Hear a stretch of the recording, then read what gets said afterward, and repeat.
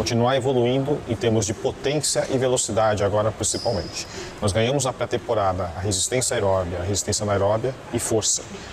Principalmente o que nós chamamos de recrutamento neural, mas agora o objetivo principal é evoluir em termos de potência e velocidade. Sempre pensar em evolução. É claro que aqueles atletas que vêm de DM, equilibrá-los e fazê-los aumentar a sua performance física também. Mas para o grupo todo, no geral, evoluir no que diz respeito à potência e velocidade. E nós sabemos do que envolve você jogar nessas chamadas altas altitudes. Quando você é exposto a esse tipo de ambiente, você logo hiperventila.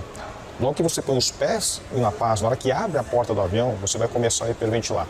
E os sintomas agudos dessa exposição, eles começam a aparecer 6 horas após essa exposição. É por isso que provavelmente nós vamos na hora do jogo. Provavelmente. Estamos conversando para ver a que conclusão podemos chegar e viabilizar toda essa logística. Fala, nação rubro-negra, vocês viram no começo do vídeo o Fábio, que é o preparador físico, explicando alguns detalhes sobre a partida na altitude. E no vídeo de hoje a gente vai falar sobre um novo patrocinador do Flamengo e os tricolores e vascaínos, né, eles ficam revoltados quando a gente fecha um patrocinador que já patrocinava eles, porque o valor sempre é um valor a mais do que eles recebiam. Sobre a partida contra o Milionários, provavelmente a gente tem ali um estádio bem mais vazio do que teria por causa de um show de uma cantora lá no estádio deles. Sobre 7 joias que subiram pro profissional. Durante a data FIFA, o Flamengo vai ter ali, junto com o elenco profissional, 7 reforços campeões da base na Libertadores da América Sub-20. Sobre mercado da bola, né? Gabigol e Gerson, vou atualizar situações para os senhores. E sobre a capacidade do estádio do Flamengo, terá um estádio ali aproximadamente pelo projeto para 75 mil pessoas. Essas e outras vocês encontram agora na sua Flageral TV, mas antes disso, queria explicar para os senhores por que eu não gravei vídeo ontem, não tinha capacidade psicológica depois da perda do nosso amigo Max Oliveira do canal Domínio Rubro Negro. Ele fazia várias lives junto comigo, uma pessoa de coração gigantesco, e eu peço para que Deus conforte o coração dos familiares do Max e que o Max descanse em paz. Isso aqui é Flamengo! E nação, falando sobre patrocinadores, Flamengo nesse ano de 2024 conseguiu vender todas as cotas do seu uniforme, bem diferente da época da Patrícia Amorim, que nenhum patrocinador queria estampar sua marca no uniforme rubro-negro. É um passado obscuro, mas hoje em dia a gente fechou essa última cota com o Zé Delivery. Vamos receber em torno de 10 milhões de reais e tem muita gente chateada com essa parceria. Principalmente os tricolores, que eles têm nas costas ali também o Zé Delivery, mas por valores bem mais humildes, né? E a gente, pelo meião, recebe esse valor de 10 milhões de reais. Só para eles terem uma noção, com as costas, né, que eles estão reclamando, a gente tem o Mercado Livre e a gente recebe em torno de 22 milhões de reais por ano. Então não adianta eles ficarem chateados, né? Eles vão muito nas redes sociais, os tricolores, reclamarem dos valores, que eles são os atuais campeões da Libertadores. Mas qual o peso disso diante de 50 milhões de torcedores do Flamengo? O peso fica pequeno. O Fluminense ganha a Libertadores, ganha a Recopa, mas não é muita gente falando. Um caso parecido foi o do Vasco em relação ao patrocinador. Eles viram que a gente fechou com a PixBet por 85 milhões de reais por ano. O que eles fizeram? Rescindiram o contrato com a PixBet, ficaram muito chateados, porque eles recebiam em torno de 15, 20 e poucos milhões de reais como patrocinador ali do Vasco.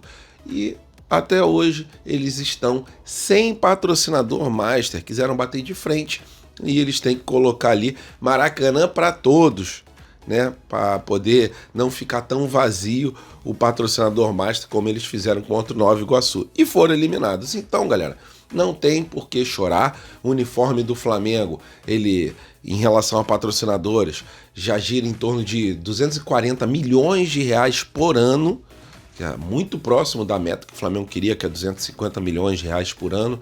A gente é o primeiro colocado sobre valores de uniforme, o segundo é o Palmeiras com 177 milhões. E olha que eles têm a Crefisa, né? A Crefisa é aquela que paga mais do que pagaria para outros times, né? Paga um valor maior para o Palmeiras do que realmente vale, porque é a mãe Crefisa igual a mãe MRV para o Atlético Mineiro. É isso, galera, sobre patrocínio. Desculpa me estender um pouquinho, mas tinha que mostrar também o outro lado da moeda. E falando sobre o mercado da bola, atualizar a situação do Gerson e também do Gabigol. Sobre o Gerson, o Al Hilal pretende oferecer em torno de 82 milhões de reais para levar o nosso Coringa. Al Hilal, que tem ali na frente deles o técnico Jorge Jesus, que gosta muito do futebol do nosso Gerson. Só que a verdade é a seguinte, o Gerson já está adaptado ao Rio de Janeiro, não pretende sair do Flamengo e isso, a princípio, não vai passar de especulação, como também é o caso do Gabigol, que divulgou uma foto onde tinha uma árvore lá, uma palmeira. E aí o pessoal da imprensa já divulgou que o Palmeiras está interessado no Gabigol e que isso pode dar namoro. Gabigol deu uma entrevista para Conmebol e ele afirmou que pretende ser o artilheiro dos artilheiros da Libertadores da América, sendo pelo Flamengo ou sendo por algum outro clube no Brasil, caso ele não vá para o exterior. Então a vontade do atleta é ficar no Flamengo. O Flamengo já tinha um pré-acordo com ele de pagar em torno de 3 milhões de reais e mais 5 anos de contrato. Quando o Tite chegou, o Tite deu uma freada nessa renovação.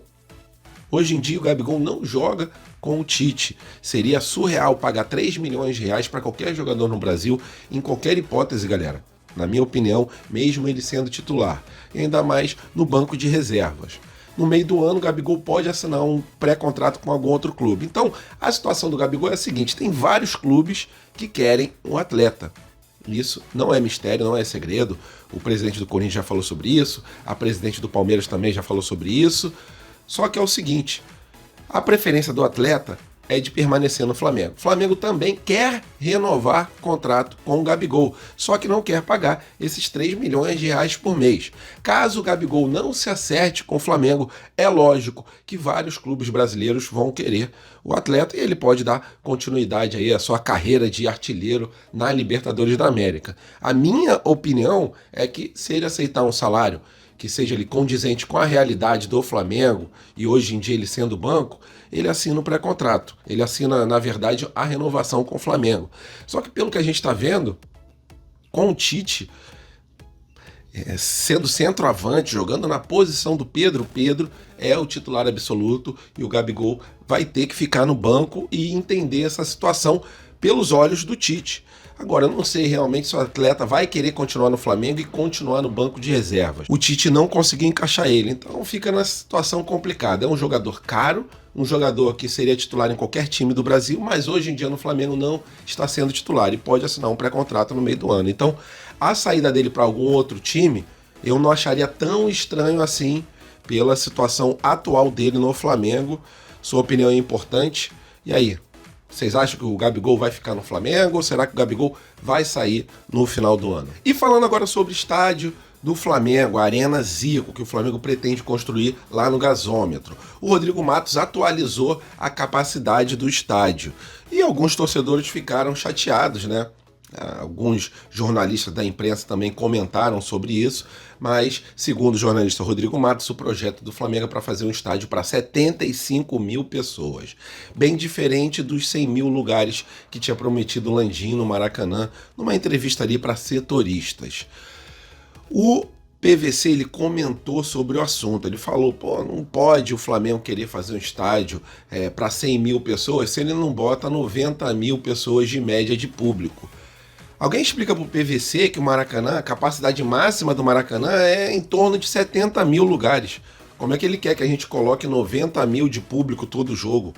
Às vezes tem certos jornalistas que eles diminuem o tamanho do Flamengo, eles não acreditam na capacidade ou a inveja não os deixa ver certos tipos de situações, né? Os torcedores rubro-negros sofrem muito para conseguir ingresso, mesmo quando os jogos estão lotados, né? 70 mil lugares, é difícil de arranjar ingresso para esses jogos. Se o Flamengo construísse realmente uma arena para 100 mil, esse problema ficaria mais distante. Só que, pelo projeto, pela localização, não teria como fazer um estádio para 100 mil pessoas, sem afetar mais ainda o trânsito, a situação ao redor. Então, esse projeto é de 75 mil lugares. Queria saber a opinião dos senhores, se acham pouco, se acham muito.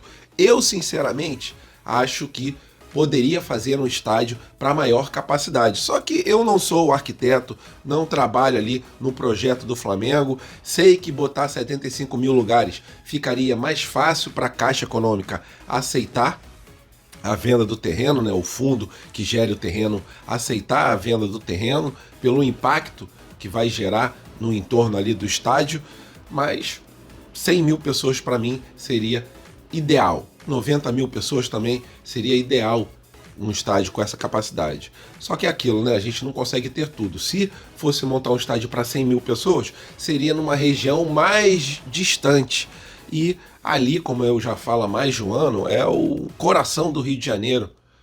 Os modais todos, eles têm parada ali para poder descer os torcedores que vêm de Niterói, que vêm de outras cidades aqui do Rio de Janeiro, através da rodoviária, o VLT, tudo vai ligar os torcedores ao estádio do Flamengo. É uma localização realmente privilegiada. Então, teremos que abrir mão desses 100 mil para descer para 75 mil. Lembrando que o Maracanã, quando a gente bota 70 mil, mais ou menos, geralmente é torcida única. Então, a capacidade do Maracanã não é de 80 mil pessoas, e sim de 70 mil, 65 mil pessoas. E aí o estádio do Flamengo teria 10 mil de capacidade a mais do que o Maracanã. E aí, acharam pouco? Acham muito?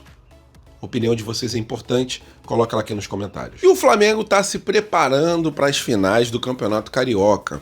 Mas como o Flamengo é um time a nível de seleção, está sem vários jogadores titulares no elenco para poder treinar. Com isso, o técnico Tite pediu para subir 7 jovens joias do Flamengo que jogaram a Libertadores e foram campeões da Libertadores Sub-20. Mas antes disso, o Flamengo também, lógico, está se preparando para a partida contra o Milionários, lá na Colômbia. Para essa partida, o estádio teria capacidade de em torno de 35 mil lugares, mas diante de um show que vai ter de uma cantora lá, alguns lugares na arquibancada vão ficar fechados. Um setor vai ficar fechado e esse setor cabe 10 mil pagantes, 10 mil presentes ali nessa região do estádio. E com isso o estádio cai para a capacidade de em torno de 24 mil, 25 mil lugares. É isso, galera. Vamos para cima do Milionários e quem subiu para treinar junto com o elenco do Flamengo enquanto está nessa data FIFA são os seguintes jogadores: o Lohan, o Ryan Lucas, o Lucas Furtado, o Carbone, o Zé Wellington, o Wellington e o Lucian, ok? Não subiram em definitivo, o Lohan provavelmente fica em definitivo nos profissionais, mas são jogadores ali que vão ajudar o técnico Tite. O técnico Tite também gosta de olhar para a base, vai ver ali a desenvoltura desses jogadores treinando junto com o profissional. E parabéns, mais uma vez, ao título deles na Libertadores da América. Deu muita alegria para a nação rubro-negra e agora vai compor esse elenco na data FIFA junto com o time profissional rubro-negro. Valeu, nação rubro-negra, tamo juntos. Fiquem com Deus, até a próxima e fui!